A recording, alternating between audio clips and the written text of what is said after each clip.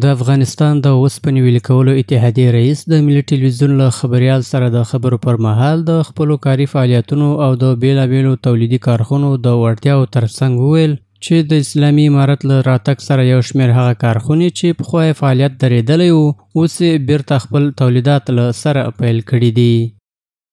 50% فابریکات ما که در زمان جمهوریت بنابر مشکلات که وجود داشت مسدود شده بودند با روی کار آمدن امارت اسلامی افغانستان خوشبختانه که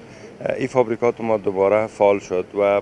حمایت های جدی امارت اسلامی افغانستان سبب ازی شد که افغانستان در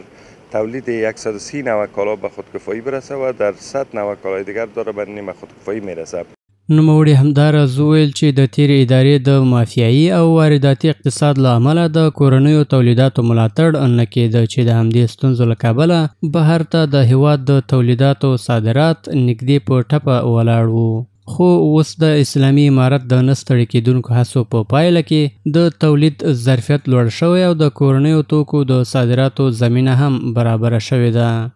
ما از هیچ کس کم نیستیم چون قبلا حمایت های از طرف مسئولین و حکومت ها صورت نمی گرفت و افغانستان مبدل شده بود به یک اقتصاد مافیایی، یعنی اقتصاد افغانستان به اقتصاد مافیایی و اقتصاد وارداتی. اما توجهی که امارت اسلامی افغانستان به اقتصاد درونزا کرد و تولید و سرمایه گذاری ها را در کشور جدی گرفت، ما ظرفیتی را داریم که مانند دیگر کشورها بتونیم تولید بکنیم و او را صادر بکنیم. د اسلامي امارت د چارواکو د ورکړل شوو معلوماتو له مخې اوس افغانستان په کور دننه د 110 قلمه توکو په تولید کې ځان بسیا ته رسېدلی چې له دې ډلې څخه 11 قلمه تولیدات له بلخ ولایت څخه بهر ته صادریږي.